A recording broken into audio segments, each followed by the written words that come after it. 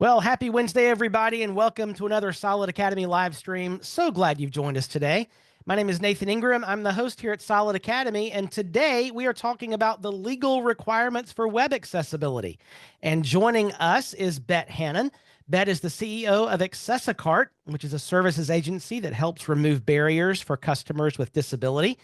Bet is a contributor to the WordPress project, a speaker at meetups and WordCamps, and is the co-facilitator of the WordPress meetup in her home of Bend, Oregon. Good to have you back, Bet. How are you today? Thanks, Nathan. I'm doing good. It's good to be here. Yeah, absolutely. So this has been a week of accessibility live streams for us. Just yesterday, we had Yeah. Jen Harries talking about email and accessibility and some really interesting information there. If you weren't, folks, if you weren't with us for that one yesterday, in a moment, I'll drop in the link in the chat if you want to rewatch that one. I learned a lot of things I just didn't even think to consider, and I'm looking forward to similar kinds of things today. So, Bet, tell us a little bit about Accessicart and what you do there.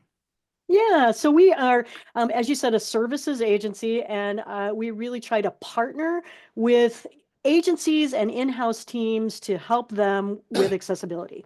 So we provide testing, and we're doing some automated testing as you want to leverage that when you can. And then we provide testing by users with disabilities. That's often a difficult thing for agencies and in-house teams to pull together, but we have a team out of a B Corp that we use for that. And then we have our own in-house experts that are doing testing. All of those different testing, we can then collate all of that together, prioritize things, making sure you're working on the most important things first. And then offer guidance and support, how to fix things, best practices, that sort of support along the way while the agency or in-house team is doing the implementation. We can do implementation, but really I like to leverage our team for doing what we do best, which is the testing and the support, and work alongside teams. And we package that in a variety of ways. We can do remediation projects, we can do development projects, and then we do some ongoing monthly kind of more of a kind of ongoing continuous improvement kind of thing. I'm going to talk a little bit about that today as a Yeah. thing that And other people can do too. So yeah.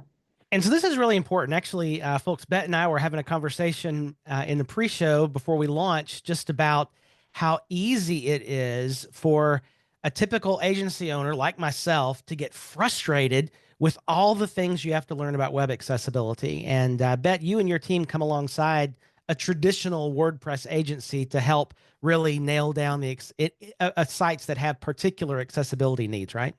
Right. And that's one of the things that we love doing is helping, as evidenced by my being here. I love educating people about accessibility, but it's one of the things about coming alongside an agency team like that is that we're able, most people learn best when they're doing some practical applications, right? So when you're in an actual client site, you're working on a problem, it cements the knowledge, right? And you're getting that better experience and advice along the way that then those teams of devs can leverage into every other project that they do going forward. So it can be a great way to leverage up your team by investing in that when you have a client need to do it. Yeah. Yeah, for sure. Well, Bet, give us an overview of where we're heading today over the next hour. Yeah. So I gotta get my back in the right spot.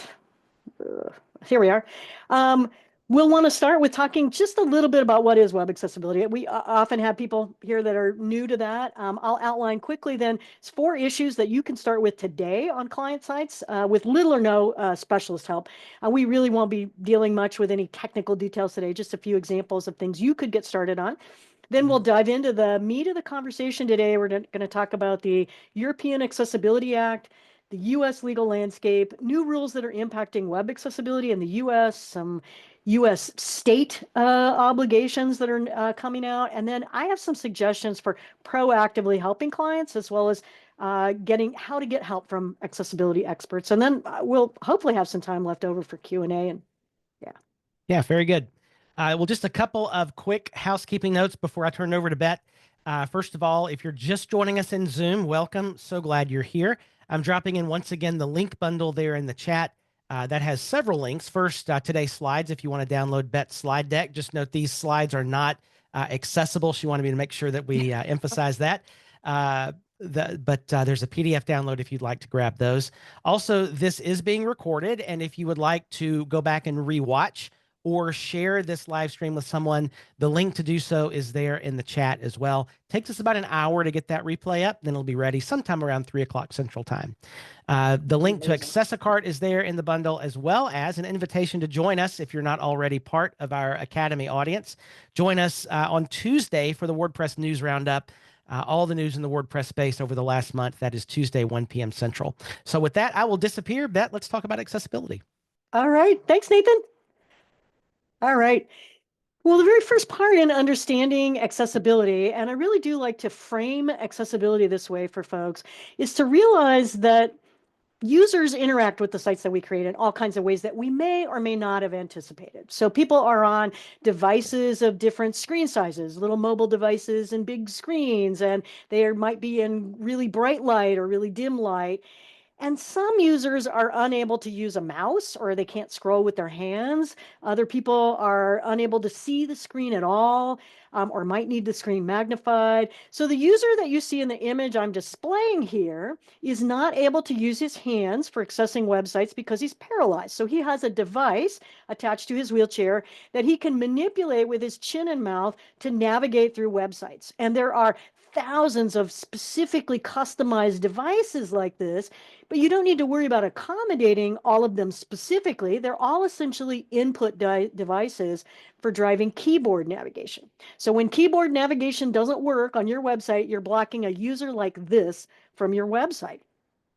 So website accessibility is essentially a form of UX, user experience optimization, that includes considering users with disabilities. So it's making sure that the sites that we build are structured and have been implemented in ways that allow users with disabilities to have equal access, equal opportunity to use them. And so web accessibility includes things like making sure things can be keyboard navigated, but also that images have alt text descriptions on them. That's what's read out loud to screen reader users who might have visual disabilities. There are a number of disabilities that we might want to keep in mind as we think about people that are going to be using a website. We would want to plan for users that would be blind, but also people that have low vision, might need things magnified many times. They might be colorblind. That's 9% of all men. Age-related vision changes includes not just increasing difficulty with small print, which some of us are starting to struggle with, but also color perception as the lens of the eye starts to gradually yellow with age. Mobility issues is not just can't use a mouse, but may not have a steadiness or a dexterity to tap small targets. And, reading disabilities, seizures can be triggered by flashing things, cognitive disabilities. People may not be able to do math captchas, sensory or focus issues. There are people on our team that get car sick watching with some videos that have a lot of motion in them, for example. ADHD or even anxiety and depression, people will give up if you have a process that's too long. And this is not an exhaustive list, but it's just trying to get you to think about the disabilities that might impact website usage and how varied they might be. And also to remember that disabilities are not generally binary. We don't have people that are either totally blind or have perfect 20/20 vision. There's a whole spectrum in between. And on vision, most of us fall somewhere, on that spectrum. And a person can have more than one disability. So it can sound overwhelming, I get it, to start thinking about having to consider all of these different user personas, which is why we have guidelines that help us to start thinking about the technical aspects of improving user experience. So addressing those UX issues is all contained in the website content accessibility guidelines. We sometimes call it the WCAG. And that's where you'll find all those little technical pieces that you need to address for website accessibility. But I do like to stress that these are connected to the experience of real users. There are 3 levels of the WCAG, single A, double A, triple A. It's double A. If you hear nothing else today, it's that you should be aiming for double A WCAG conformance. Double A is the most common focus of effort. That's what's generally being legally required everywhere in the world now. And so you'll want to begin to think about that. There's a little link there for a checklist that you can find that is really handy. Sometimes people think that the number of people with disabilities is a fairly small number of people, and they want to use that as a reason not to work on accessibility. But all over the world, including the CDC in the United States, the estimates are that 20 to 25% of all adults have some disability that requires an accommodation. So a lot of these disabilities are invisible. They're things like colorblindness or seizure disorders. And so we may know a lot more people that are disabled than we know about their disability. So it's not just a tiny number of people that we're talking about affecting, it's actually quite a few. And remember, this number goes up as we age, and the average population age in most countries is going up. If the demographic for a website you're working on is people who are over 50, you should absolutely be paying attention to accessibility. If you or your clients need some, monetary motivators besides avoiding legal action, globally, people with disabilities are estimated to control about $8 trillion in disposable income. And when we start to add in their friends and family members, that number becomes $13 trillion. So if sites are not accessible, those sites are leaving money on the table for their more accessible competitors. So if you haven't worked on accessibility before, here quickly are just 4 easy things that you can begin to implement on all the sites you work on. That is, including alt text on images, making sure heading tags are semantically nested. You never skip from an H2 to an H4. That color contrast is at proper ratios. There are free checkers everywhere on the web for that. And that link text is not ambiguous. You would want to say, click here for reading the report about, rather than click here. Right? You want the user should know where they're going when they click the link. And you'll want to remember that accessibility includes developers, but not just developers, also content creators and designers. And as much as you can stop new accessibility issues from being created, that saves you some work. So getting folks trained about creating accessible content and building accessible things. So there are some plugins out there that advertise that they can solve all of your accessibility issues and get you complete compliance with installing one little plugin or a little bit of code. First of all, you should be very suspicious of anyone who promises that they will fix all of your accessibility issues or prevent you from being sued, get you compliance, because nobody, in all honesty, can promise those things. No website is ever 100% accessible. That would be 100% accessible to 100% of people with disabilities. It's not possible. Accessibility is more of a journey over time.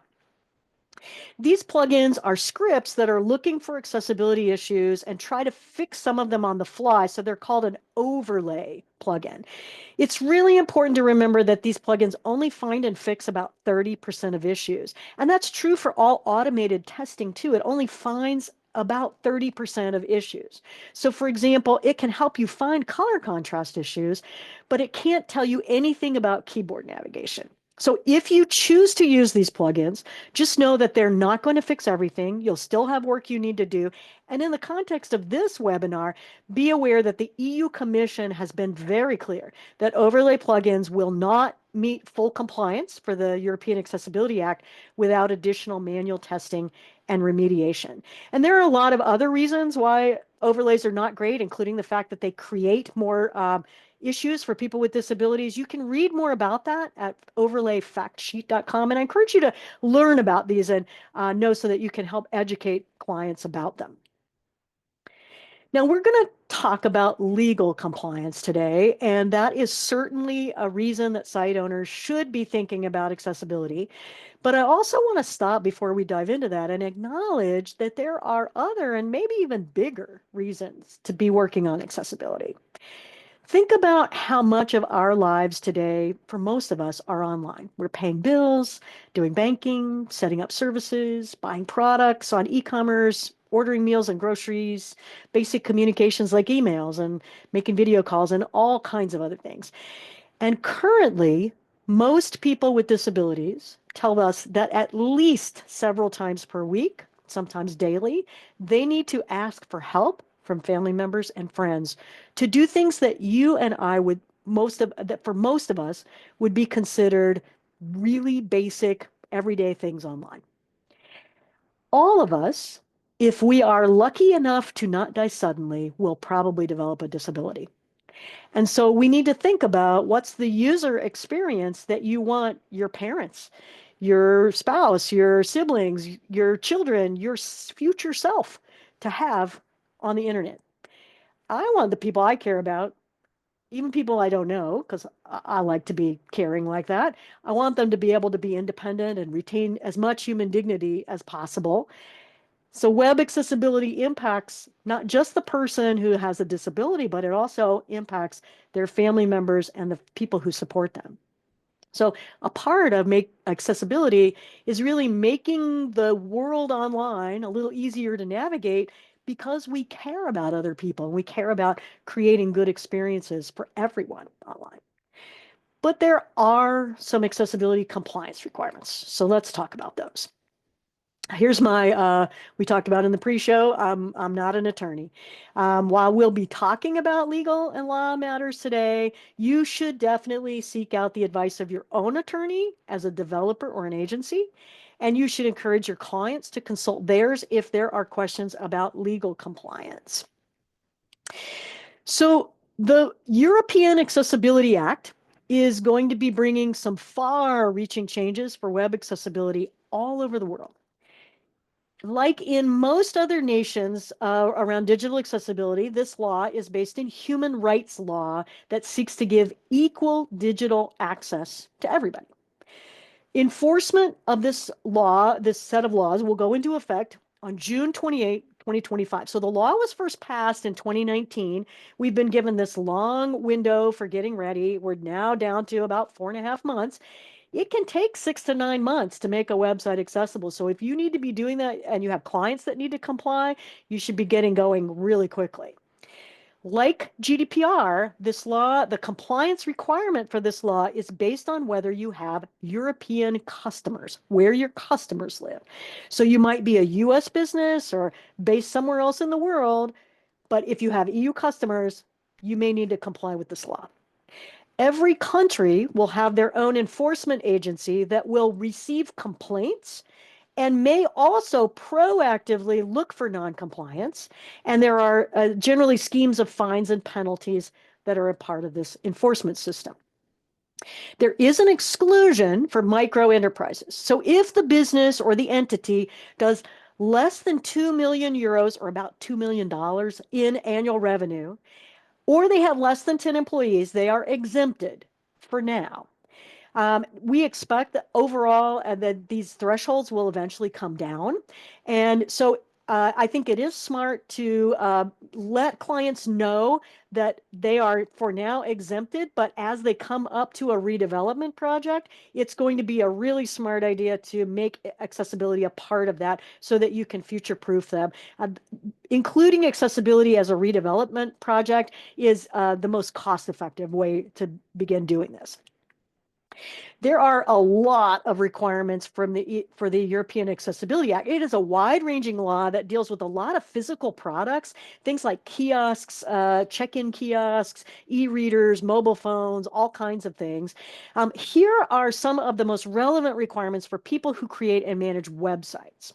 So consumer-facing websites, especially e-commerce, payments, anything that gives product and services info, pretty much you should think about anything that has a login to it, must meet WCAG 2.1 AA guidelines.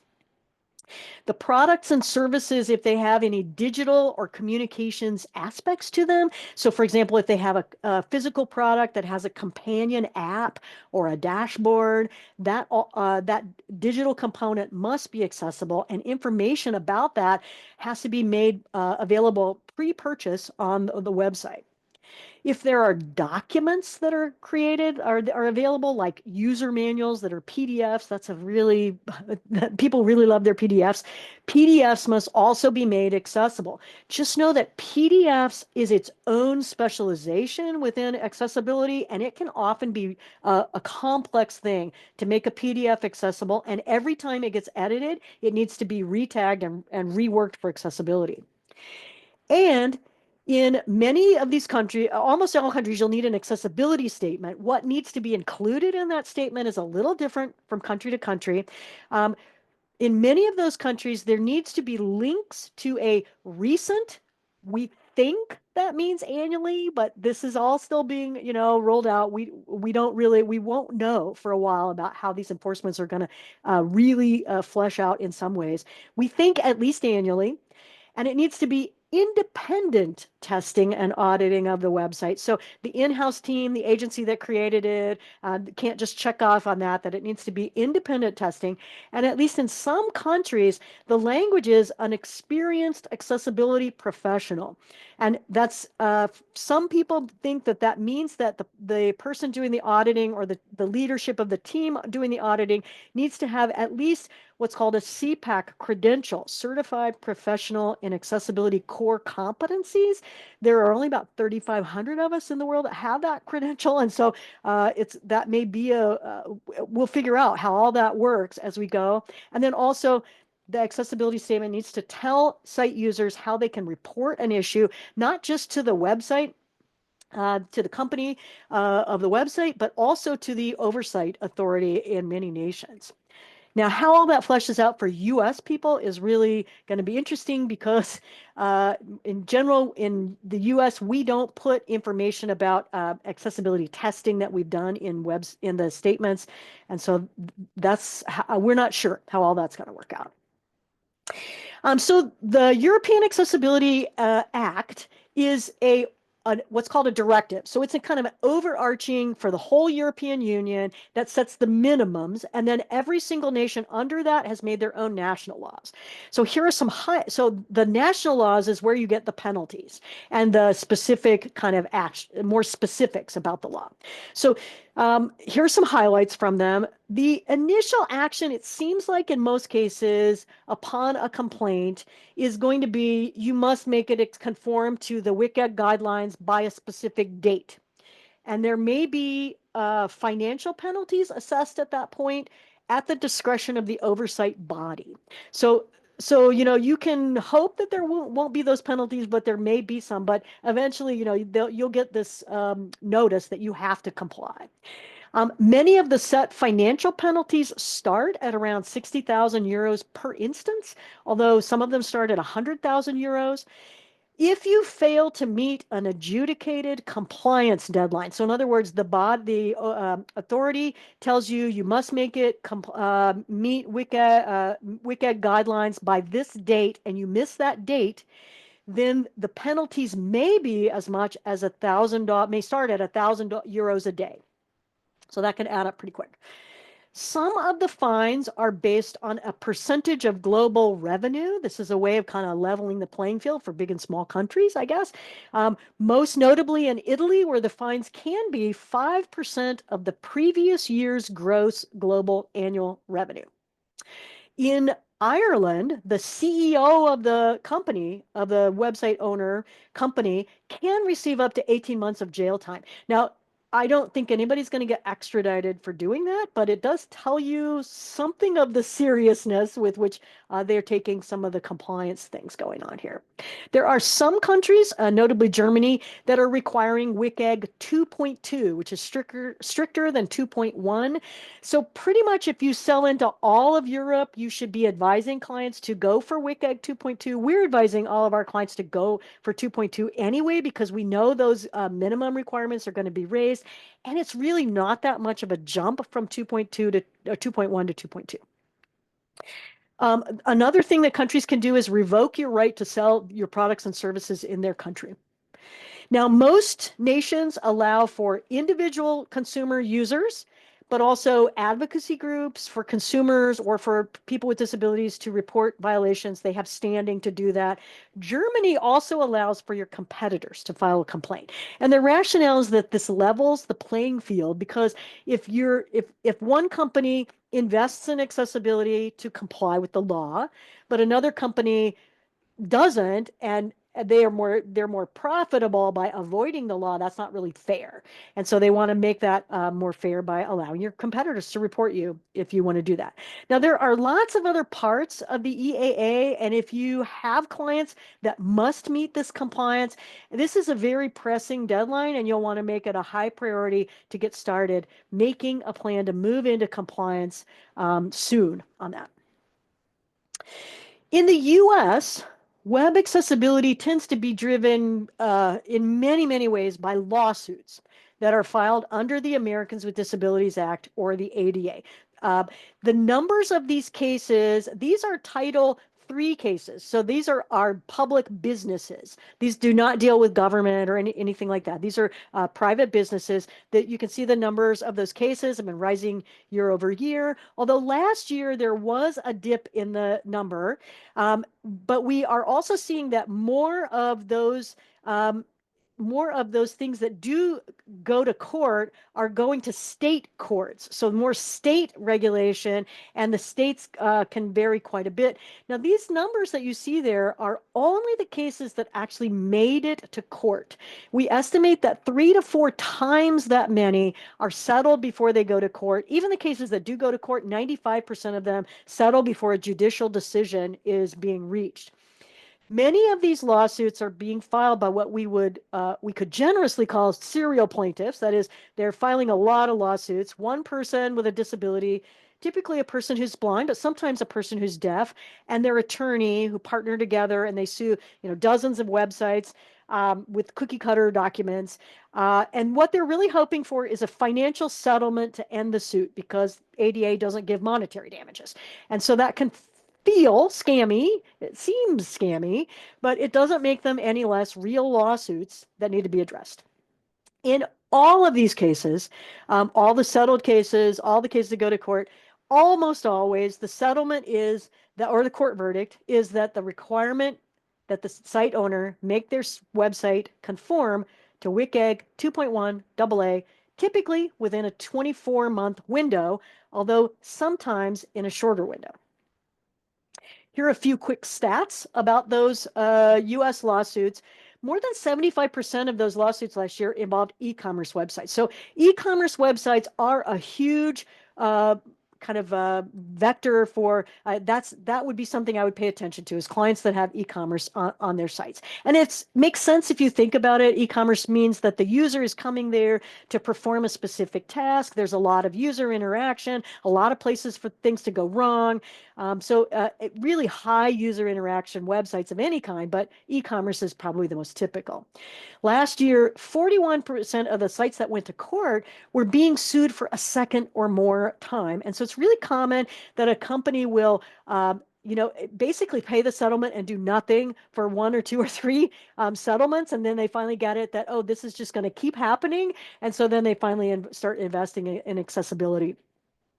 25% of the lawsuits last year included a site that was running an accessibility overlay widget. We talked about those earlier. What we are seeing is actually those overlay widgets are now becoming a target.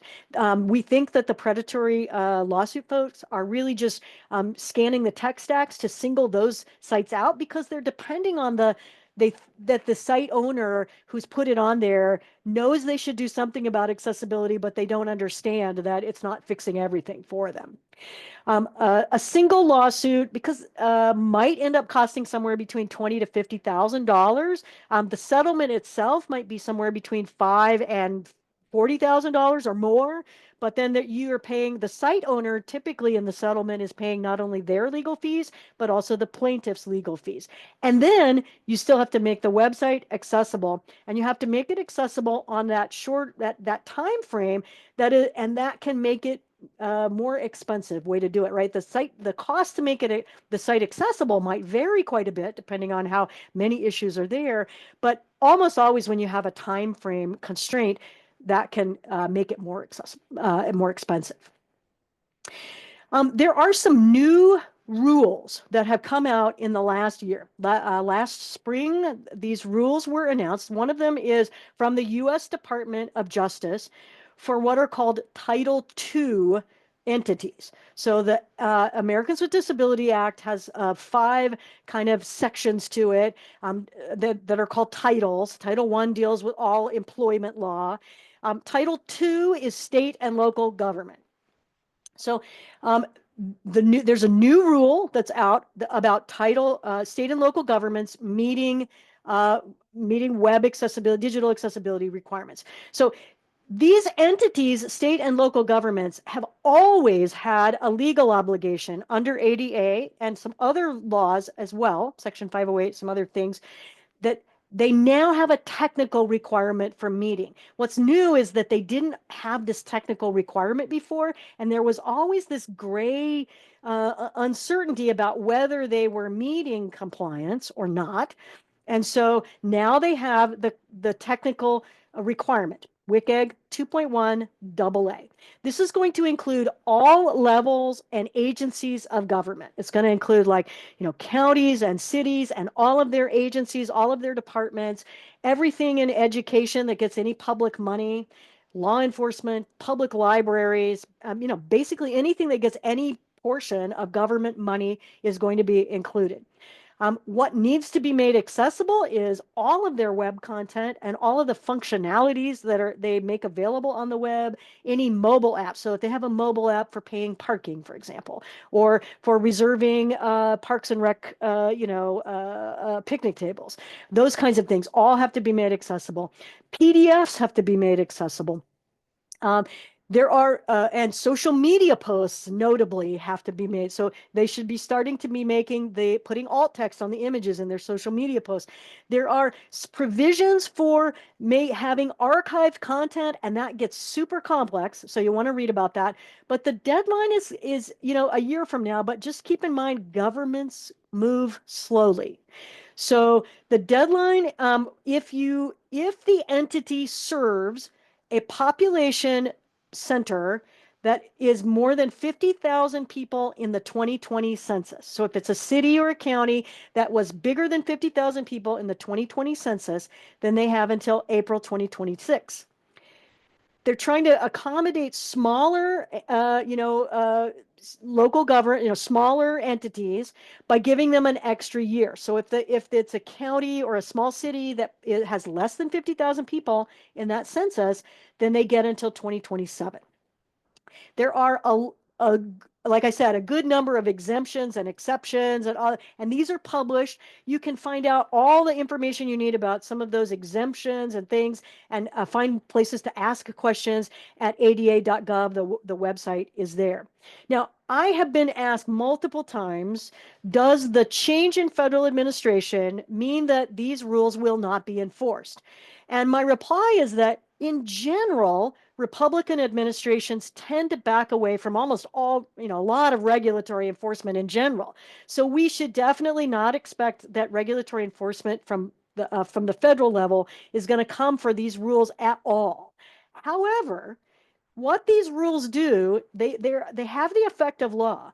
And what they do is open up a new avenue for those predatory lawsuits.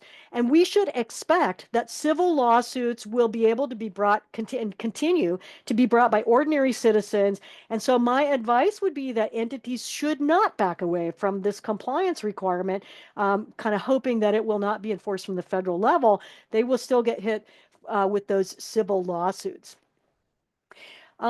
There is a second new rule that's important to know about, and that is from the U.S. Department of Health and Human Services.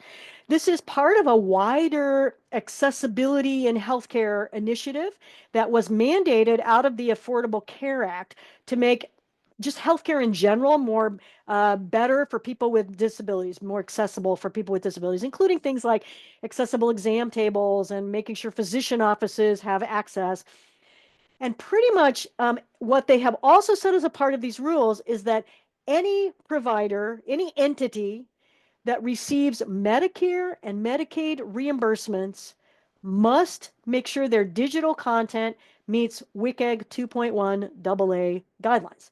And that means almost every medical practice, every hospital, lots of insurance plans, uh, lots of social service agencies, some dentists and oral surgeons, not all of them get those reimbursements, but a lot of medical and healthcare people are going to need to step up to deal with this new compliance. The things that they need to make accessible include, again, their website content and all its functionalities, scheduling functionalities, bill paying functionalities, mobile apps, and portals. So for instance, I don't know about your physician's office, but my doctor uses MyChart. Other doctors' offices use things like Epic and others, other kind of medical scheduling and communications. They're trying to deal with HIPAA by using those portals. Those portals are a third party, and they must also comply with the accessibility, the site owner that's making them available, that's using them, the entity, is responsible for those third parties. So getting on those and making sure that those third parties that are big, like Epic, they're going to do that, but they're going to be responding to the pressure from their customers. So if you have a physician or a healthcare office that is a user that needs to, they may need to be pushing and for that to come. There are PDFs and documents need to be accessible, but there is an exception for PDFs that are unique to a specific user and are password protected. So for instance, a lab report or an account statement that are password protected are exempted. Keep that in mind because that's going to come up in a minute again. All right. There are a number of U.S. states that have enacted digital accessibility laws and rules. And again, almost all of them, just like all the ones that we've been talking about all through this, almost all of them come back down to conforming to WCAG 2.1 AA or 2.2. But depending on the entity or business, you may want to do some investigating about compliance for specific states. And so here, I'm just going to give a couple of examples from two different states about how things may be a little different and what you may want to investigate. This first one comes from Colorado. The law is House Bill 21-1110. This applies to all state and local digital resources in the state of Colorado. So that's going to be websites, apps, docs. They must meet WCAG 2.1 AA guidelines. The original deadline was last July, but they've extended it to 2025. And entities should be, if they're not meeting those compliant, that deadline, they're not meeting WCAG yet, they should be able to demonstrate that they are making good faith efforts toward compliance.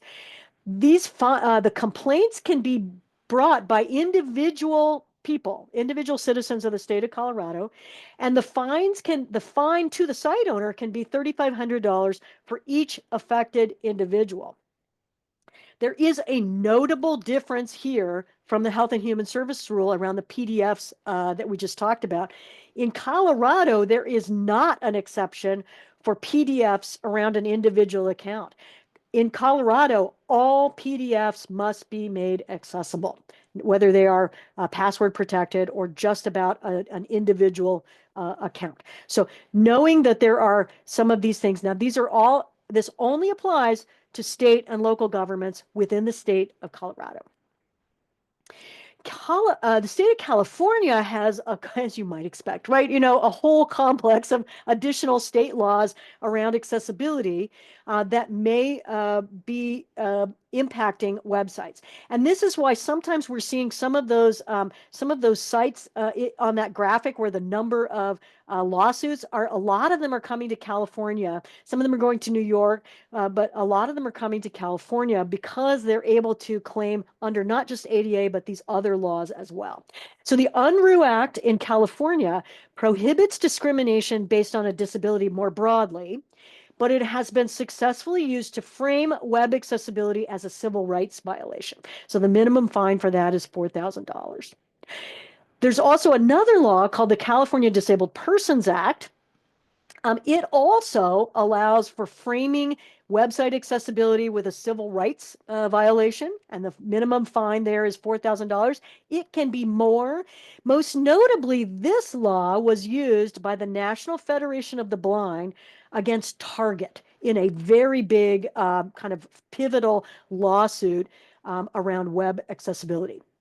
Then one that web agencies and developers should be kind of watching, it's not passed yet. This is a law that's sitting in the California Assembly, AB 1757. It would require WCAG 2.1 AA for basically any business doing business with citizens in the state of California, but it would also hold not only the site owner. So almost all these laws everywhere else in the world are the focus is on the site owner has ultimate responsibility. But in this law, web developers can also be liable. So that's an important one, and lots of folks are trying to watch that. And it's, the way it was put together is not great. There got a lot of negative feedback. There were a lot of big agencies that kind of pushed back on some of that. And so, whether they will come back to that in a future session of the legislature, we'll just have to see. Now, this is not, again, an exhaustive list of U.S. state obligations. You may have other requirements for a specific business or specific entity based on where it's doing business, where it has customers. Again, almost all of these things come down to where the customers live. And so you may have other places that you may want to investigate. So, given all these legal landscapes, what can you do to help clients build a legal defense? Now, I want to say, again, I'm not an attorney, but here's an opinion. If we recognize that no site is ever 100% accessible, it's just not possible, and we recognize that any change to code or content in a website can introduce new accessibility barriers, then what we are left with really is the site owner making a good faith effort over time to address accessibility, a continuous improvement strategy. There are a few documented U.S. court cases where having an existing program of regular accessibility improvement gave that site owner leverage and benefit in the court case and the settlement. There are also cases where having, even during even though the program might not have been started until the lawsuit started, where having an ongoing commitment to a similar program was part of the settlement stipulations, and that may have brought down the settlement for the site owner. We think that this will be true for the European Union as well, that when you show that you are making a good faith effort over time, even if that's a small continuous improvement, that it may be a benefit for the site owner. Nobody can promise that a site will never be sued or a complaint filed. But imagine you have a stack of monthly reports that you've been regularly working on accessibility to hand to your attorneys. That represents a valuable asset to the defense. So what it means also in reality is that you do not have to make your site fully conform to WCAG guidelines overnight necessarily. You can take a more continuous improvement or a CI/CD strategy with accessibility. Now, don't get me wrong, you actually do have to do the testing. You have to be making continuous progress, but it can happen more gradually over time, which is usually more cost effective for the client, for the site owner. Now, Accessicart offers some turnkey programs to do these kind of program plans to do these kind of programs, but you could certainly figure out how to do this, put it together a plan on your own. Clients can even do it in-house. It's really there's a greater weight to those reports, of course, when you have certified folks that are doing that testing and documentation, but that's a risk balance for the client to sort out. But the key things is that there are documentation in the form of, I would say, monthly reporting, is best, quarterly and then on, but you're making monthly reports that are being created and stored, and those reports are showing you're finding new issues and you're fixing things and you're validating those fixes. Now, this strategy will not work at all if the site is already being sued. If there's already a lawsuit, I think the best strategy is to make it conform as closely as possible to WCAG as soon as possible. And in fact, we see a couple of cases when we have had some legal research done where once the site owner was notified that they were going to be sued, the fact that they addressed that one or two issues that were mentioned in the complaint or the demand letter, that they're able to say, oh, we fixed that and 5 other things we already found, that actually improves their standing in terms of the negotiations too, right? So getting the site to compliance as soon as possible is the strategy to take when you know that there's a lawsuit coming. Now, I'm going to be super honest that getting clients to take on proactive continuous improvement programs like this is a little like getting them to eat their vegetables. They tend to want to take their chances and they hope they won't get sued. But as you know, we all know, as evidenced by your being here today, the concerns and the compliance requirements are growing. And at some point, almost certainly clients are going to need to address this. And so the earlier they can address it, the more cost effective it will be for them when they do. So those four basic web accessibility issues that I mentioned at the beginning are things that pretty much anybody can do without a lot of professional help, even a DIY, a lot of that by the site owner. But at some point, you're probably going to reach out to accessibility professionals to help with manual testing, more complex issues. And it's important to know that, at least for right now, just about anybody can hang out an accessibility shingle. So what should you be thinking about, asking about when you're looking for help from an accessibility professional? The first one is to ask whether they do manual testing and not just automated testing. We see that a lot. People are assuming that they can just run those automated tests and that will cover everything. You want to get a sample report from them. And does that report explain things? Does it help prioritize things? Does it help you understand the issue? Or is it simply linking out to the WCAG, the technical standard guidelines, and you're kind of on your own for figuring that out? Ask for references. And you can certainly check for a certification from the International Association of Accessibility Professionals, IAAP. That's the CPAC credential that I mentioned earlier, the Certified Professional in Accessibility Core Competencies, but or just even that they're a member of IAAP. But just know that a lot of people who have been doing this for a long time and are really great accessibility professionals may not have ever bothered with those credentials, because it's only in the last year that we're suddenly realizing that there are going to be legal requirements looking for those credentials. So as you're thinking about getting professional help, you may want to think about, it can be structured in some different ways. And so you want to think about like the site you're working on and its needs, your own team and their skill levels, any deadlines that might be involved, because all of that can impact sort of what kind of help you might want from accessibility professionals. So traditionally, folks have audits done, and it's more affordable to do a sampling audit where you take a specific number of pages, sort of representative sample of a number of pages rather than the whole site, to get intensive auditing done of those pages, and then you extrapolate from there. But even then, that can be an expensive option. Our cheapest sampling audit is $9,000 per 10 URLs. Audit reports like this are a snapshot in time, and there's often then not provision for ongoing consulting or help for the supporting the remediations team, or the site is changing all the time. What's happening with that? But sometimes a traditional audit like this can be a helpful way to get a large overview on a particular site, particularly a large site, so that you can make more of a strategic plan.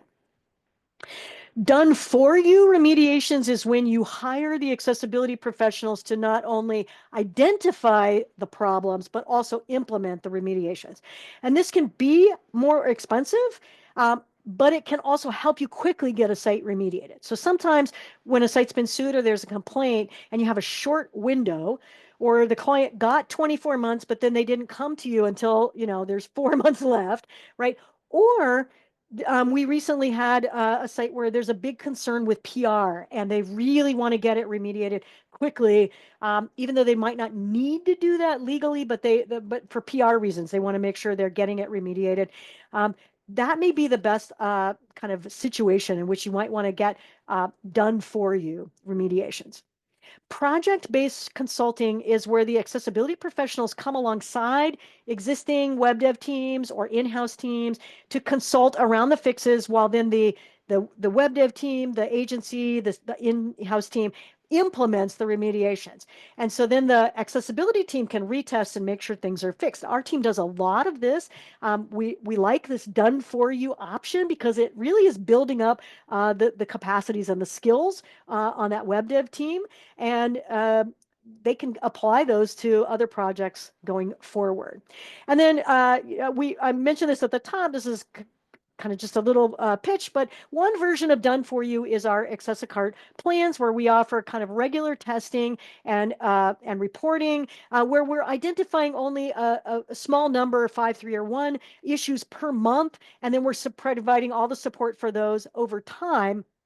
the reports that are generated could be used for that legal defense. We talked about evidence of testing for compliance, and this would not be a way to get a site, a fast way to get a site accessible, but especially if the client's on a budget, it might help to spread out that accessibility work over time. And this can be a great way for agencies to upsell accessibility remediations, or for freelancers even to upsell those plans to their clients. So I like to point out that accessibility is the right thing to do. Being good humans, treating other people how we would like to be treated, including people with disabilities. But it also makes a lot of business sense for site owners, and it meets compliances, right? There are compliances. I like to think that accessibility remediations is an underappreciated way to grow agency revenue while you help clients with improvements they need to make, and you make the internet better for people with disabilities. That's a win-win all around. And I'm hoping we're going to have some time for questions, but I'll just say if anybody has any, would like to have more of a confidential chat about selling accessibility, about how you could offer those services to clients, don't hesitate to reach out. And thanks for listening. I hope it's been helpful. I bet it's been great. Active chat throughout the live stream today. A lot of good information. Also, a lot of overwhelm from those of I'm us, sure. right? And we talked about this coming in. It's like there's so much. There So talk us is, off the ledge. I think if you, the big takeaway is WCAG 2.1 AA. I mean, you don't have to get into the weeds of all these things right away, especially. I think getting starting on some of those easier to implement things, starting to line up some help from if you have sites where they are going to need to be compliant, a government site, for example, or some of those folks, but lining up some help, consultants even on an as need basis, that can help too, right? For those one-off questions. There are some great resources for some of those one-off questions. One of them is the accessibility, there's a Facebook group for building accessible websites. And there are tons of accessibility professionals there that can help answer some one-off questions for sure. As well as the WordPress accessibility meetup has presentations twice a month, but also a big library of learning about this too. So it can be a big learning curve, but you know, like all of these things, it takes a community, right? And don't hesitate to reach out and find the folks that can support you in helping your clients. Yeah, indeed. Wow, so many questions. So I neglected to mention in my housekeeping details at the beginning to use the Zoom Q&A, and many folks have done that. But let me invite everyone to quickly, if you don't have it open already, open up that Zoom Q&A window. You can find it by mousing over the shared screen and clicking the Q&A icon on the toolbar. And just scroll through that list of questions real quick. And if you want to hear that question answered, click the thumbs up icon because we're going to take these questions in the order of up votes. So we'll start with the first one at the list from an anonymous attendee who asks, does the EU law that you talked about apply for personal websites like blogs or just businesses? Just businesses. It's consumer-facing businesses. Interesting. All right. Yeah. Tanya has a question here. Doesn't someone have to experience a loss in order to be able to sue? If so, what are some examples of a loss? Should not being able to buy a dress, that doesn't seem like a loss that would allow them to win an award. Might not seem like a loss to you, but the courts have agreed that creating that barrier for a disabled person with a disability is a loss, and that's enough to sue. It's enough to just not having alt text on the images is enough to bring a lawsuit. Mm-hmm. So let's just pause for a minute Yep. because many of the accessibility laws and even the EU law that we mentioned today do have a criteria like of number of employees or an annual profit threshold. Right. Um, are there any that you're aware of, Bet? Are there any laws that just mandate accessibility without talking about business size? Well, the ADA does. I mean, you can get sued as a real, I mean, I, I think the number is around 25% of the cases, the ADA cases in the US are businesses with under 5 million in revenue. Now, remember, most of those cases are being driven by those folks that are really out to look for a settlement. So they're trying to identify people that it would, make. But we have seen and heard from folks that it's a really small business. A yarn shop in Southern California is not making, a ton of money to be able to pay these. There are situations where small businesses can really get hit. But no, I mean, I think we think that it is. I mean, generally speaking, you're going to see a lot of those cases gravitate toward bigger businesses that will pay out, but it doesn't have to be. Yeah. Mm-hmm. Which Interesting. is hard. I mean, and it means that for a lot of business owners, there's kind of this struggle. I think, I want to give people the benefit of the doubt and say, if they that there's a kind of undue burden. Now there are provisions in ADA about undue burden, and there are some in even the rules for the Department of Justice and Health and Human Services. But those kind of like undue burden rules, you can't retroactively claim that, and you have to kind of it's pretty strict about what makes undue burden. Costing a lot is generally not an undue burden, but we'll have to yeah. Hmm. Yeah. Interesting. Bet, can you advance to your next slide just so folks have your contact information? Yeah, there we go. So I know a Mostly on just came in. accessicart.com. You can reach out to me. There's a contact form on accessicart. So you can, Yeah, so that's a contact just came in wanting some more information. So yeah. Jean, if you will just go to accessicart.com, you can reach out to Bet and she can help you with what you need. Okay, Paul has a question here. How do they determine if a site does not meet standards? Do they check every page, just the home page? Is it a percentage of total pages? How does that work? What if 2 pages of a 50-page site have accessibility issues? This is the complicated thing. This is why no site is ever 100% accessible, right? And it's going to be, it starts to get really complex. And I think what I would say is you want to look at what are the critical functions on the site, right? So work on making those, you're going to be working your way down from the most critical kinds of things, right? In an e-commerce site, can they make the whole buyer's journey? Can they search for products? Can they get products? Can they look at products? Can they, is everything about the product page accessible on every, all the products accessible? Can they get it in the cart? Can they actually complete a payment? All of those things. But if there's a, random page that people hardly visit, that would be, in my book, a much lower priority for working. You're not going to prioritize that over the main thing that people are coming there for. So you have to start thinking strategically about what's there. But technically speaking, yes, they can sue for that. Yeah. Which makes it's frustrating. And that's a piece of what makes those lawsuits so frustrating, is that they're really nitpicking in a lot of cases. That we're at 2 o'clock. But on the other hand, let me say one thing.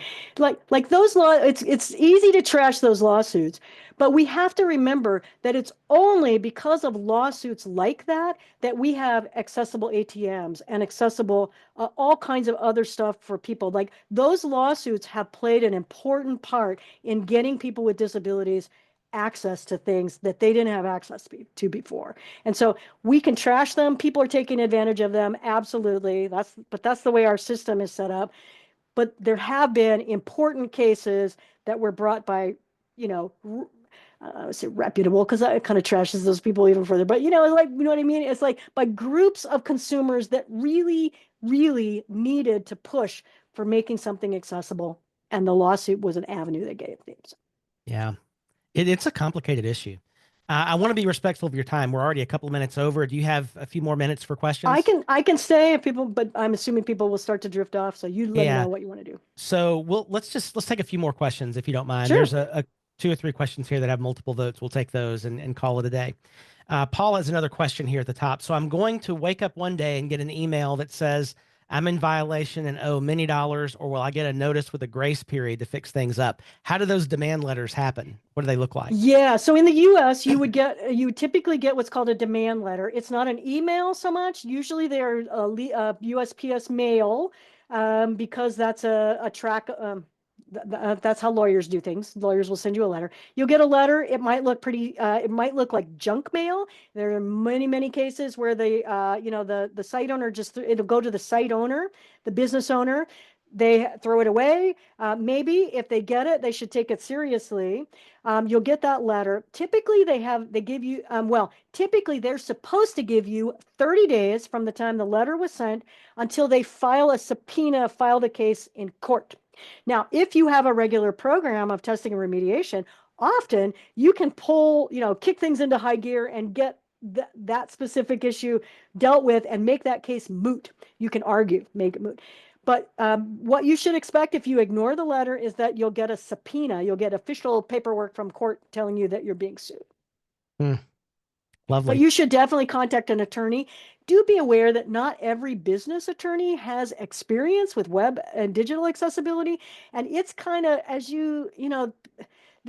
there are people who, this is all they do is either litigate or defend, right? Or these cases.